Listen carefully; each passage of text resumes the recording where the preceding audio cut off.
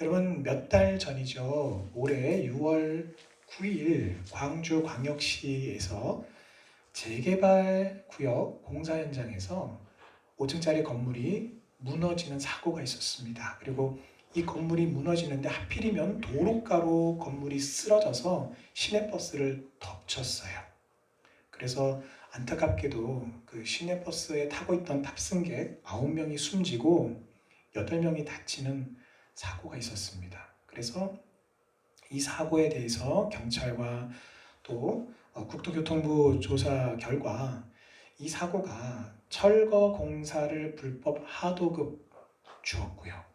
그리고 그 불법 하도급을 받은 건설사에서 돈을 세이브해서 많은 이윤을 남기고자 불법으로 철거 작업을 진행을 했습니다. 그래서 원칙을 지켜서 안전하게 건물이 도로가에 있었기 때문에 그렇게 도로가로 쓰러지지 않게끔 안전하게 철거 작업을 진행해야 되는데, 그렇게 하려고 하면은 인건비가 많이 들어가고 중장비비가 많이 들어가고 돈이 많이 들어가는 거예요. 그래서 속전속결, 그래서 돈이 조금 들어가고 많은 이윤을 추구하기 위해서 진행하다 보니까 이런 안타까운 사고가 벌어지고 만 것입니다. 안전을 위해서 지켜야 할 것을 지키지 않았어요. 돈을 위해서 하지 말아야 할 것을 한 것입니다. 지켜야 할 것을 지키지 않는 것, 그래서 사고로 이어질 때 우리는 그것을 가리켜서 부실이라고 그렇게 부릅니다. 그래서 맨날 부실공사 그렇게 부르잖아요. 자, 그런데 이와 같은 부실로 인한 사건과 사고는 과거에도 여러 차례 있었습니다. 1994년 10월 21일 서울 한강을 잇는 성수대교가 아침 출근 시간과 등교 시간에 하필이면 딱 맞춰서 붕괴가 되는 사고가 있었어요. 다들 기억하시죠? 그때 17명이 다치고요.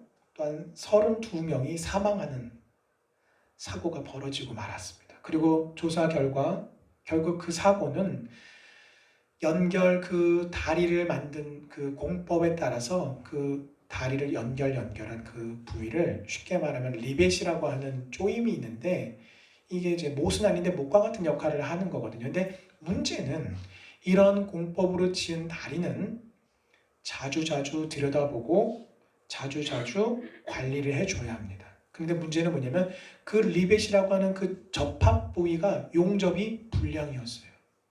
그런데다가 자주 들여다보고 다리에 좀 문제가 있다 그러면 빨리 보수를 해서 튼튼하게 계속 유지를 해야 되는데 들여다보지를 않은 거예요. 그래서 무너져 내리고 만 겁니다. 그래서 여러분, 똑같은 공법으로 지은 또 다른 다리를 그래서 얼른 그 당시에 사고 수습하고 나서 다시 돌아봤어요. 이 성수대교와 같은 공법, 방법으로 만든 다리를 살펴봤더니 세상에나 무너지기 일보 직전이었던 거예요. 그 다리도. 그래서 얼른 그 다리를 보수했다라는 거죠. 그 뒤로부터 1년 뒤죠. 1995년 6월 29일 안타깝게도 삼풍백화점이 무너지는 사고가 일어났습니다. 여러분, 세상에 사망이 501명이고요. 부상자가 937명에 실종자가 6명이 됩니다. 많은 대형 사건 사고들 중에서 가장 큰 규모였고요. 사고 내용도 가히 충격적이었습니다. 아마 다들 생생하게 기억하실 거예요. 그리고 역시나 이 붕괴 사고의 원인은 참 총체적이에요. 설계도 부실, 시공도 부실, 관리도 부실했기 때문에 여러분 기억하실 겁니다. 백화점이 무너졌는데 한쪽은 그대로 남아있고요. 한쪽은 그대로 남아있고 나머지가 완전히 다 주저앉아 버렸잖아요. 잘라낸 것처럼. 여기서 우리는 한 가지 질문을 던져볼 수 있습니다. 이러한 안타까운 사건과 사고, 인재라고 불리는 이런 사고들이 많이 일어났을 때마다 대한민국 국민들은 공분했고 정부들마다 다시는 이런 일이 벌어져서는 안 되겠다. 앞으로는 이런 일이 다시는 일어나지 않게 하겠다라고 그렇게 다짐들을 많이 해왔습니다. 그렇다면 앞으로는 이와 같은 부실로 인한 문제, 사건과 사고가 다시는 일어나지 않을까요? 아마도 안타깝게도 저는 그렇지 않을 것이라고 그렇게 생각합니다. 왜냐하면 사람들은 지켜야 할 안전과 사람들의 안전과 또 건강과 생명보다는 돈과 이익을 추구하고 쫓아가기 때문에 그렇습니다. 하나님은 믿음의 백성들에게 이 세상을 보다 더 아름답고 사람이 살만한 세상으로 회복시키도록 우리에게 맡겨주셨습니다. 그러나 안타깝게도 오늘 말씀에 보면은 성도이면서도 신자이면서도 하나님께서 맡겨주신 이 사명을 제대로 감당하지 못하고 본질상 하나님이 아닌 것들, 하나님이 아닌 자들에게 종노릇하고 있는 사람들이 있습니다. 여러분, 만약에 세상에 모든 사람들이 다리를 지을 때, 건물을 지을 때에 이와 같은 불법 하도급 잘 아시잖아요. 그냥 나만 유익을 챙기고 조금 내려주면서 네가 이 금액으로 알아서 지어. 근데 여러분, 경악할 만한 게 어떤 기사들을 보면은 이런 하도급이 한 번만 이루어지는 게 아니라 한 번에, 두 번에, 세 번에. 그러니 정말 없는 돈으로 무엇인가를 지어내려고 하니 그 안에 재료가 철근이 제대로 들어가겠습니까?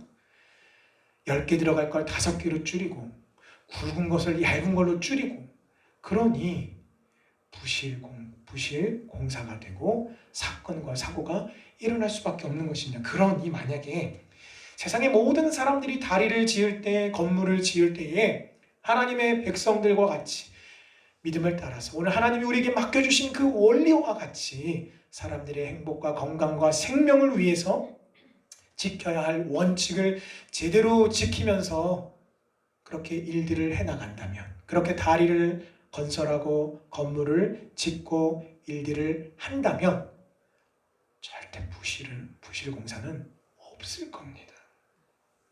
여러분, 다리와 건물뿐만이 아닙니다.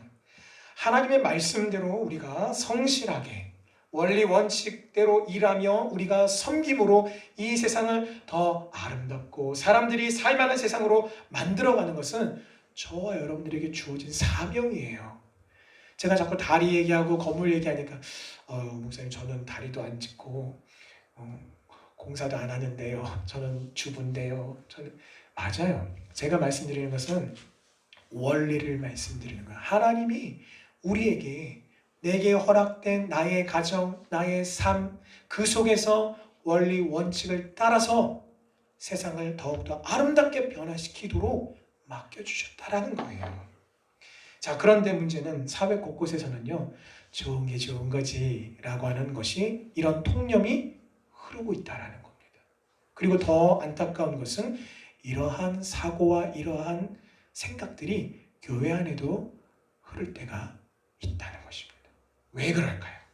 그 이유는 예수님을 인격적으로 우리가 만나서 거듭났어요.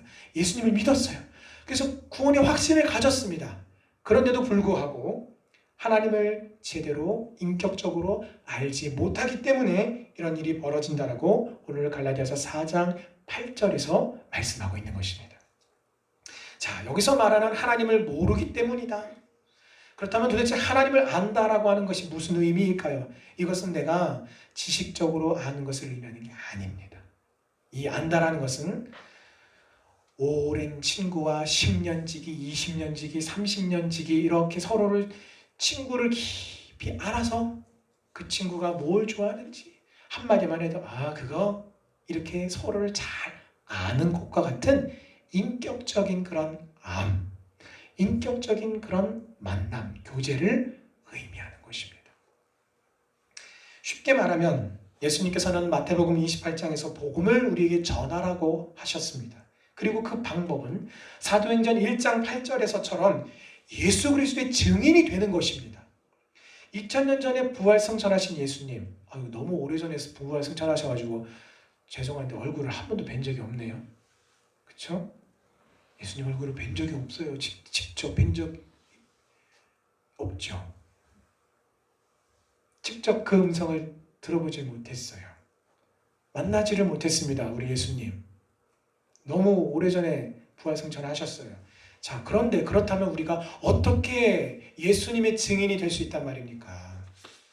어떻게 우리에게 부탁하신 말씀대로 예수의 증인으로서 십자가의 복음을 전할 수 있단 말입니까? 바로 여기 해답이 있습니다. 오늘 본문 8절에서 말하는 하나님을 안다, 하나님을 모른다, 이것을 판가름하는 것은 바로 내가 예수 그리스도의 증인으로서 살고 있느냐 아니면 살고 있지 않느냐라는 이것을 가르는 것과 똑같은 것입니다. 그리고 그 기준은 바로 하나님을 내가 개인적으로, 인격적으로 아느냐라고 하는 그 증거가 있느냐 없느냐에 달려 있습니다. 자, 비록 하나님은 우리 눈에 안 보이시지만 분명히 살아계십니다. 그리고 그 살아계심을 우리가 믿음을 통해서, 하나님의 말씀을 통해서, 기도의 응답을 통해서 경험하는 것입니다. 예수님께서 살아계셔서 나와 함께 하시고 도와주심을 경험하는 것입니다. 그것이 곧 십자가의 복음을 전하는 예수 그리스도의 증인으로서의 필요한 요건인 것입니다. 체험신앙이에요. 하나님의 말씀을 체험하는 것입니다. 기도의 능력과 기도의 응답을 경험하고 체험하는 것입니다. 나의 기도에 응답하시는, 그런데 여러분 두루뭉실하게 하나님 저에게 필요한 게 여기 있어요. 하나님 도와주세요. 여기에 떨어뜨려 주세요. 그러니 하나님이 저쪽에 떨어뜨려 주시고, 야, 내가 저쪽에 갖다 놨으니까 네가 좀 가지고 가라. 여러분, 하나님은 응답하실 때 이렇게 응답하지 않으세요. 나는 황송해서 하나님 제가 이쪽에 있는데요, 요만큼만 주셔도 감사합니다라고 했는데 하나님은요 자로 잰 것처럼 아주 놀랍게 정확하게 응답해 주시는 분이 바로 우리 아버지신 하나님이십니다. 할렐루야, 아멘. 그래서 여러분, 그것을 경험하는 것이 바로 예수 그리스도의 증인으로서의 요건인 것이에요. 여러분, 실제 법정에서도요, 내가 직접 보지 않고 내가 직접 듣지 않고 경험하지 않은 것을 나는 봤습니다, 들었습니다, 그렇게 했습니다라고 하는 것은 위증이고, 이 위증죄는 큰 죄입니다. 우리는 예수님을 만나고 교제하며 또 예수님의 말씀을 우리가 듣기도 하고 내 의견을 기도로 아뢰기도 합니다. 하나님께서 우리에게 그 말씀을, 하나님의 성경 66권 말씀을 통해서 내게 정확하게 나만 들으라고 하는 식으로 말씀하시고 응답할 때가 있다는 것을 경험할 때마다 정말 놀랍습니다. 그런 후에 내가 예수의 증인으로 서야 할 자리에 선다면 전혀 문제될 것이 없는 것입니다. 자, 그렇다면 이제 살펴봐야 할 것이 한 가지가 남았습니다. 그것은 바로 내가 하나님을 개인적으로 아는 것, 내가 하나님을 인격적으로 아는 증거가 무엇이냐라는 것입니다. 오늘 본문에 보면은 하나님을 이와 같이 인격적으로 잘 경험하지 못하고 잘 모르는 신자를 가리켜서 어린아이 신자라고 부르겠습니다. 또 하나님을 인격적으로 깊이 경험하고 아는 성도를 가리켜서 장성한 신자라고 그렇게 부르겠습니다. 자, 목사님 저는 하나님을 알아요. 그리고 지난달 제가요 여러 가지 은혜들을 다 받아봐서요 하나님 잘 압니다 라고 생각하시는 분들이 계시다면 끝까지 한번 오늘 말씀을 들어보시고 하나님의 말씀 앞에서 자기 자신을 스스로 한번 판단해 보시기를 바랍니다. 히브리서 5장 13절 14절 말씀을 제가 읽겠습니다. 이는 젖을 먹는 자마다 어린 아이니 의의 말씀을 경험하지 못한 자요 단단한 음식은 장성한 자의 것이니 그들은 지각을 사용함으로 연단을 받아 선악을 분별하는 자들이니라. 아멘. 여러분, 누가 어린아이와 같은 신자입니까? 하나님의 의의 말씀을 경험하지 못하고 젖을 먹는 신자입니다. 누가 장성한 신자입니까?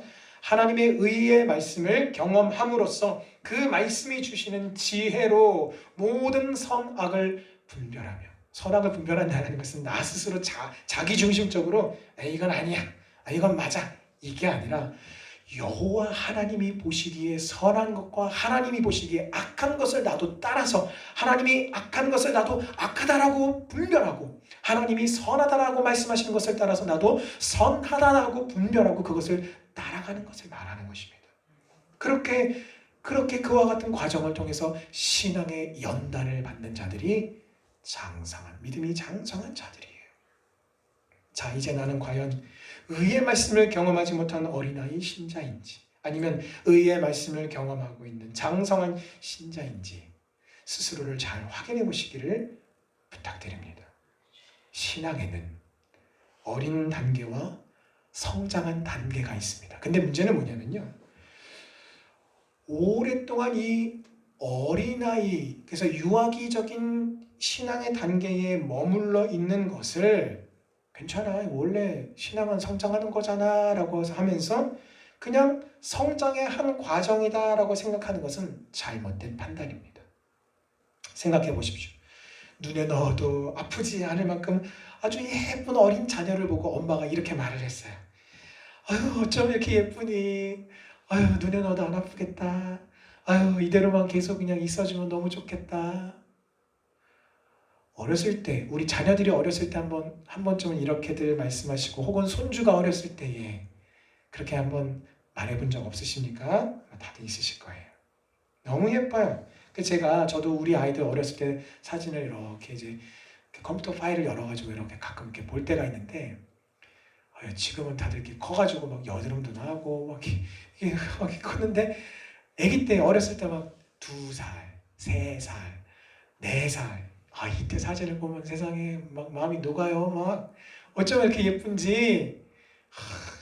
그러니까 방금 그 말씀, 그렇게 말한 엄마의 마음을 저도 10분 이해합니다.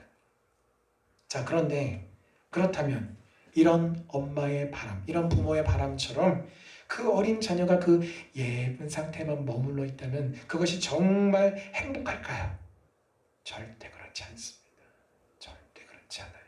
1년이 지나고 10년이 지나도 그 아이가 그 유아기 상태 그대로 머물러 있다면 그것은 그 부모에게 행복이 아니라 불행이 되고 고통과 슬픔이 되는 거예요. 여러분, 태어났으니 당연히 유아기 이 상태를 지나가야 합니다. 당연하지요. 엄마 젖을 먹어야 또 이유식도 하고, 또 커서 이유식도 하고, 또 이유식을 해야 또 잘 커서 일반 음식도 또 먹고 계속해서 장성하게 커가는 것이죠. 자, 성도도, 우리 신자도 마찬가지입니다. 그러면 왜 갈라디아 교인들과 같이 우리도 하나님과의 친밀한 교제와 신령한 신앙의 세계에 대한 이야기를 우리가 듣고 잘 알고 있지만, 솔직히 말해서 왜 우리가 그 하나님의 은혜 안에, 믿음 안에 계속해서 지속적으로 그 살기를, 머물러 있기를 사모하지 않는지, 그것을 위해서 왜 피 흘리기까지 내가 죄와 더불어 싸우지 않는지, 왜 그런 것일까요? 그것은 바로 우리 인생에 있어서 믿음의 자리를 또한 신실하게 지키지 못하는, 실패하는 근본적인 원인은 또 무엇일까요? 우리가 늘 결심하지만 그대로 살지 못하는 것은 무엇 때문일까요? 이 모든 것은 바로 우리의 신앙이 병적인 유아 상태에 머물러 있기 때문입니다. 따라서 우리는 자신의 영혼의 상태를 진지하게 성찰하고, 하나님과의 관계에서 우리가 영적으로 어느 지점에 와 있는지를 잘 분석하고 깨달아야 합니다. 그리고 나서 참된 내 영혼의 마음의 변화를 위해서 우리의 온 마음을 하나님께 기울여야 하는 것입니다. 여러분, 대부분의 질병에는요, 그 질병을 감지하게 하는 징후가 있습니다. 그래서 여러분, 머리가 지끈지끈 아프고 콧물이 나면은 무슨 징후죠? 이게 감기에 걸렸다라고 하는 징후죠. 으슬으슬하고 몸이 욱신욱신하면은 무슨 징후이죠? 몸살에 걸렸다라고 하는 징후이죠. 저도 한 주 좀 지났네요. 2차 백신 맞고서 1차 때보다는 팔이 좀 덜 아프더라고요. 그래서 아유 덜 아프네 했는데 아이고 웬걸요? 백신 맞고 이틀째부터 3일간을 그냥 끙끙거리고 아픈데 엄청 아프더라고요. 네, 정말 미묘하게 기분이 나쁘면서 막 몸이 불편하고 아픈데 참 여러분 뭡니까? 백신으로 인한 내가 지금 내 안에서 막 면역력이 만들어지면서 싸우고 있다. 이 징후인 것이죠. 자, 그런 것과 마찬가지로 병적인 유아기 상태에 머물러 있는 신자들에게도 이와 같이 나타나는 징후들이 몇 가지가 있습니다. 그 징후들을 함께 한번 살펴보겠습니다. 첫 번째, 어린아이 신자의 첫 번째 징후는 바로 그냥 오랜 유아 상태에 오래 머물러 있다라는 것이에요. 자, 어떤 목사님이 실화입니다. 어떤 목사님이 자신이 예수 믿은 지 얼마 안 됐을 때, 그때는 이제 청년이었어요. 그 목사님이 과거에 예수 믿은 지를 얼마 안 됐는데 그때 당시 청년이면서도 집사셨어요. 근데 이 목사님이 그 청년 시절 때에 금요철야에 참석했다고 합니다.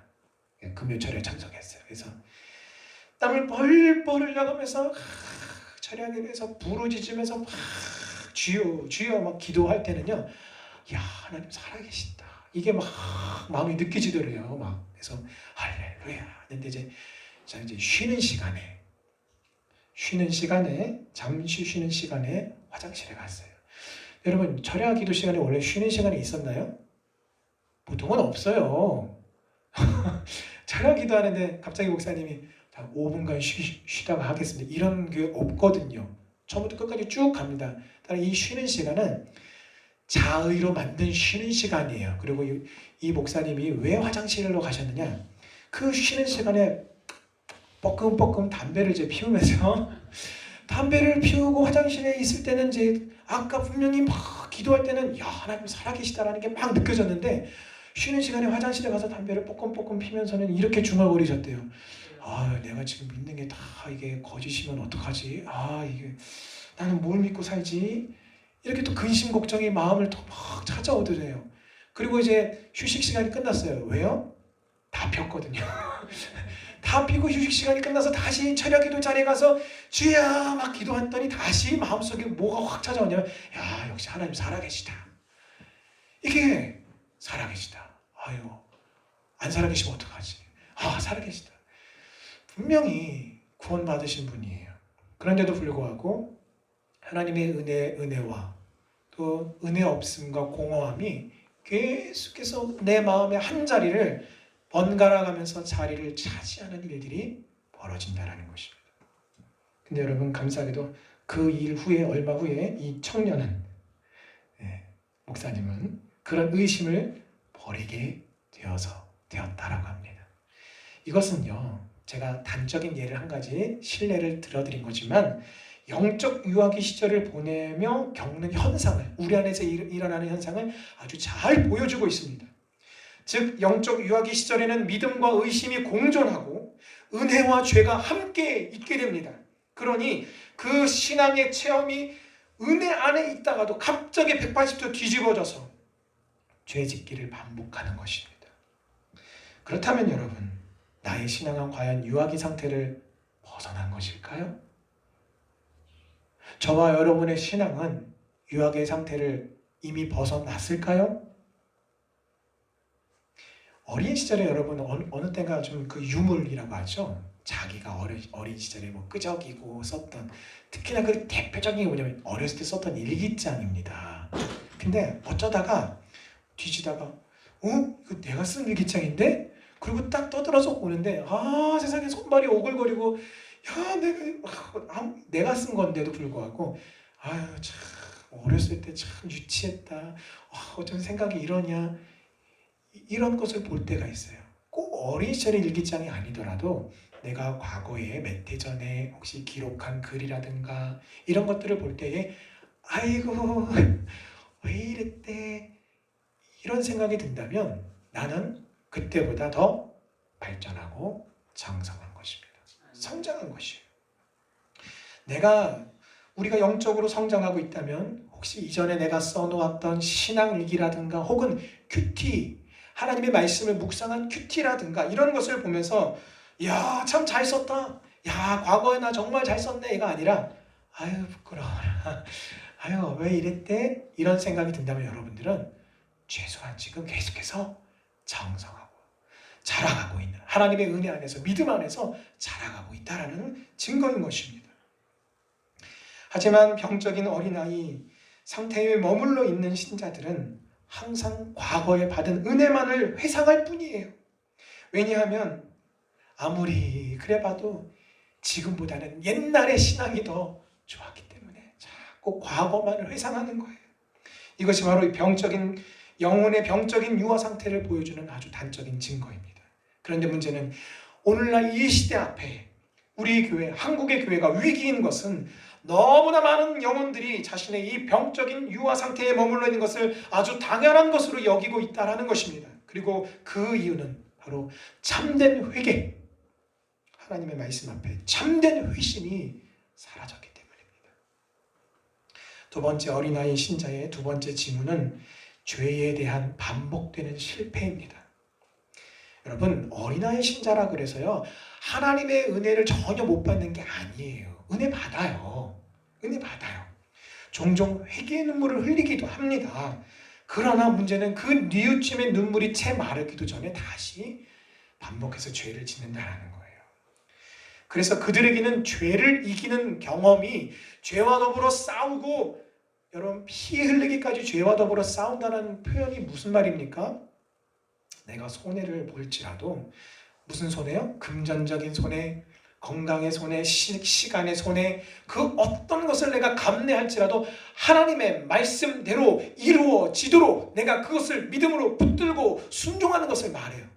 하나님에 대한 말씀에 대한 믿음 때문에 내가 손해를 보는 것, 그게 피 흘리기까지 싸우는 거예요.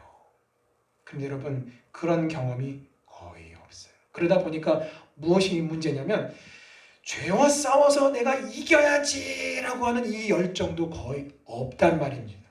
때때로 하나님의 사랑도 느껴요.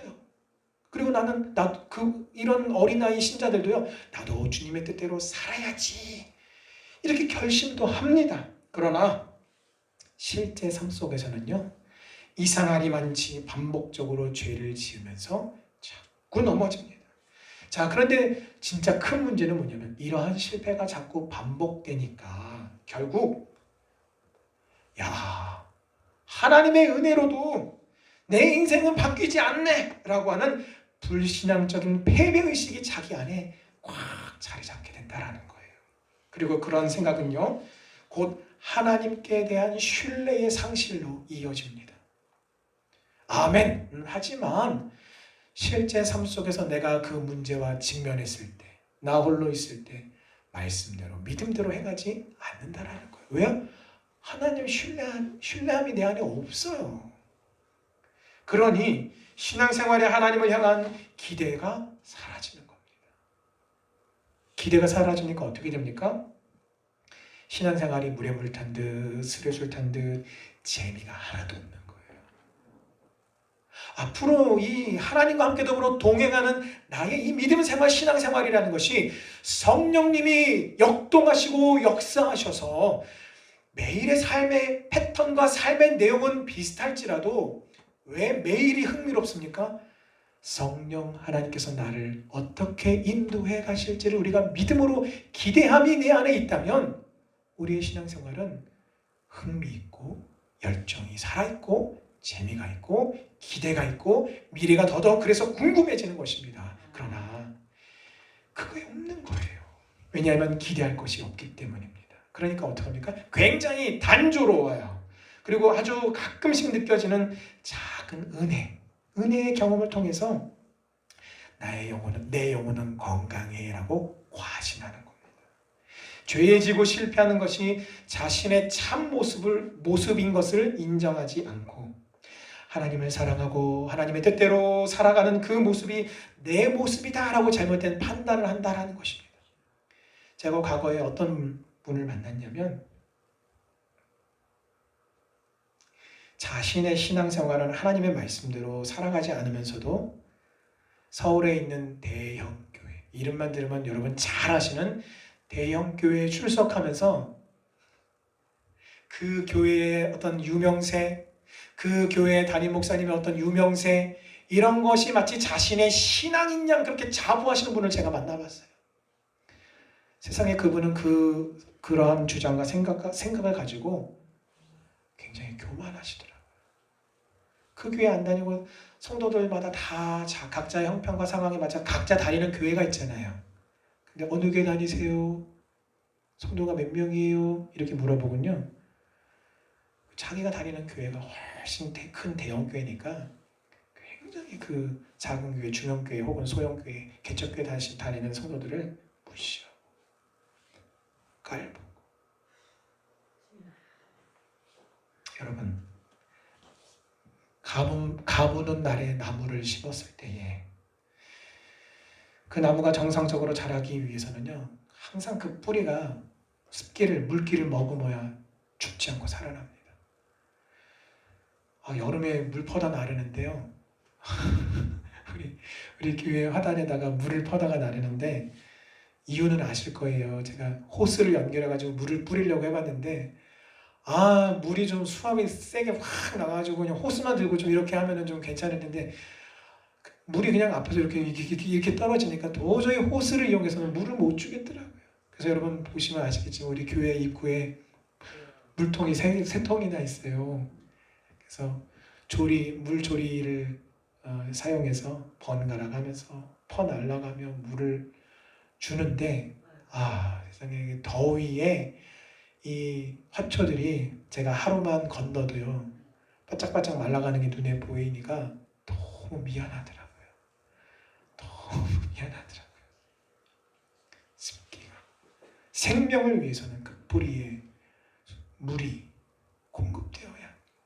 성령의 은혜의 역사가 우리 믿음의 뿌리에 놓여져 있어야 하고 하나님의 말씀의 양분이 우리 믿음의 뿌리에 놓여져 있어야 하는 것입니다. 성도가 이따금 하나님의 사랑과 은혜를 느낀다고 해서 그것이 곧 영적인 생활의 건강한 성장을 보증해 주지 않습니다. 고린도전서 3장 1절의 표현과 같이 신령한 그리스도인들의 삶은 바로 지속적으로 하나님의 은혜 안에 머물러 있는 것이 바로 그 특징인 것입니다. 자, 세 번째 어린아이의 신앙을 가진 성도의 세 번째 징후는 무엇인가? 바로 신령한 것을 받지 못한다라는 거예요. 육신에 속한 그리스도인은 신령한 것을 받지 못합니다. 왜냐하면 그는 신령한 세계에 대한 감각이 없어요. 그리고 그것을 몰라요. 신앙의 세계는 본질적으로 영적인 세계입니다. 우리가 사는 이 시대는요, 합리주의 시대입니다. 논리적이고 합리적이지 않으면 비논리적이고 비합리주의적이면 사람들한테 배척당합니다. 그게 말이 된다고 생각하십니까? 커트. 그러다 보니까 합리주의, 이성주의가 기독교의 신앙의 영적인 특성을 자꾸 무시합니다. 학교에서요, 창조론을 이야기하면 선생님이 그거 아니야. 자꾸 그걸 타일러요, 선생님이 학생한테. 제 경험담인데요. 어렸을 때 제가 초등학교에서 선생님, 진화론만 있는 게 아니라 저는 교회에서 창조론을 배웠습니다. 그리고 증거를 놓고 따지자면 진화론도 사실은 온전치 못한 증거가 100% 있질 않아요. 중간 증거가 없어요.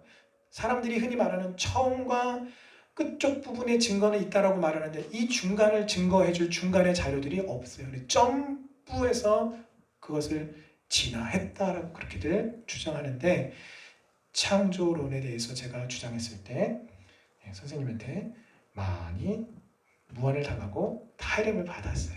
왜요? 비합리적이라는 겁니다. 허황된 이야기라는 것입니다. 여러분, 신자는요, 거듭남의 영적인 역사와 함께 이전에 그 죄인이었을 때 죄와 사망의 법 아래에 내 영혼과 내 마음과 온 삶이 지배받았었어요. 그런데 어떻게 됩니까? 예수님을 믿어서 구원받는 순간 그 모든 것들로부터 자유해지고 새로워지는 영적인 질서가 내 안에 건강하게 유지가 됨으로써 이와 같은 죄악된 세상에서 자신의 소명인 거룩한 삶을 살아갈 수 있게 되는 것입니다. 그래서 무엇입니까? 자기 스스로가 아니라 하나님의 은혜 가운데 내 안에 새롭게 만들어주신 그 영적인 새로운 질서를 통해서 진정한 영적인 생활이 무엇인지를 알아가고 체험해가고 맛보고 그 수위가 점점 넓어지고 깊어지고 그 수준이 차원이 점점 더 넓어지는 것입니다. 그러니 오랫동안 병든 유아 상태에서 형식적인 신앙생활을 이어가는 육적인 그리스도인들, 즉 어린아이 신자들은 이러한 은혜의 세계에 대해서 아는 게 없는 거예요. 그래서 사도 바울이 고린도전서 2장 14절에서 이렇게 말을 합니다. 육에 속한 사람은 하나님의 성령의 일들을 받지 아니하나니 이는 그것들이 그에게는 어리석게 보임이요 또 그는 그것들을 알 수도 없나니 그러한 일은 영적으로 분별되기 때문이라. 아멘. 자, 어린아이 신자의 네 번째 징후는 복음에 대한 감격이 없다는 것입니다. 십자가에 대한 감격이 없다는 것입니다. 혹 있더라도 매우 빈약합니다. 그래서 여러분 그들 중 어떤 이들은 이따금 희미한 하나님의 은혜를 경험하면서 자신의 처지에 대해서 내가 이렇게 살면 안 되지 라고 하면서 눈물을 흘리기도 하지만 그럼에도 불구하고 복음과 십자가의 은혜에 대해서 솟아오르는 뜨거운 감각과 감격은 없어요. 신앙이란 나를 바르게 알고 하나님을 바르게 아는 것입니다. 그런데 나는 아무짝에 쓸모없는 죄인입니다. 그리스도께서 십자가에서 죽으심으로 나를 구속해 주셔서 내가 주님의 것이 되었다라고 하는 것이 신앙의 믿음의 핵심, 고백의 핵심입니다. 그러므로 진실한 그리스도인들에게 뚜렷하게 나타나는 것은 바로 십자가를 아는 것입니다. 그리고 십자가 앞에서 나 자신이 누구인지를 확인하는 나는 죄인이구나. 하나님의 은혜와 사랑으로 용서받은 죄인이구나를 알고 그것을 확인하는 은혜의 경험을 유지하는 것입니다. 성도로 하여금 거룩한 성화의 삶을 살아가게 하는 원동력은 바로 이와 같이 하나님을 향한 사랑이에요. 하나님을 향한 열렬한 사랑이에요. 나 같은 죄인을 왜 사랑하셨습니까? 라고 하며 하나님을 향한 사랑을 우리가 우리의 마음을 새롭게 할 때 거룩한 성령님께서 주도하시는 성화의 삶을 우리가 따라갈 수 있는 것입니다. 자, 그런데 그 진실한 사랑을 확인할 곳이 어디입니까? 한 군데밖에 없어요. 어디요? 십자가 앞. 나는 누구인가? 내가 죄인이라는 것을 발견하는 십자가 앞. 이 죄인을 사랑하셔서 용서하셔서 먼저 사랑하심으로 그 아들을 보내주신 그 하나님의 사랑을 확인하는 곳, 십자가 앞.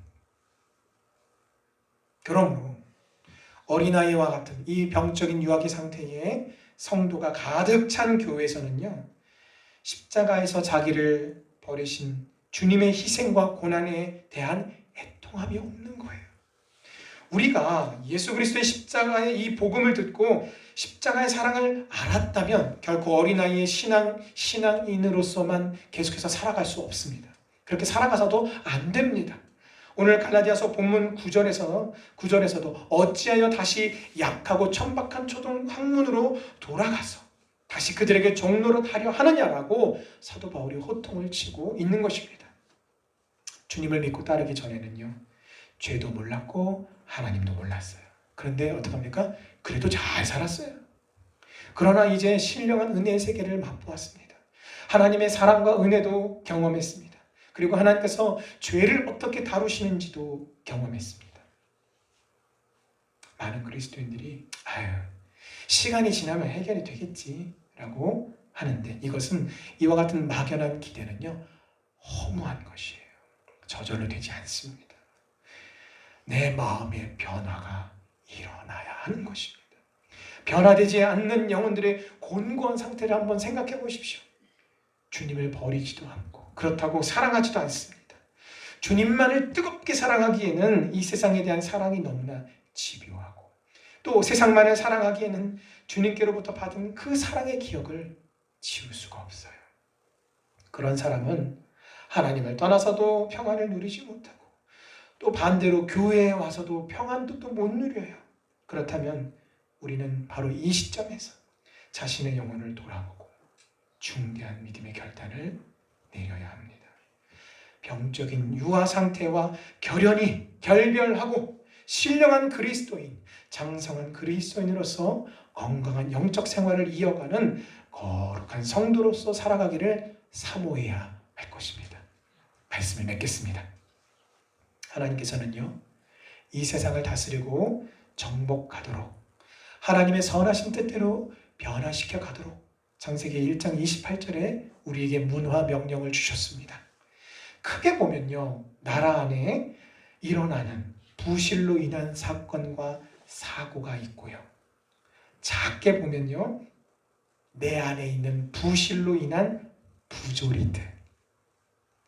그래서 어떻게 합니까? 입술로 범죄하고 마음으로 죄짓고 내 지체를 가지고 또 하나님 앞에 범죄하는 이유가 바로 그것이죠.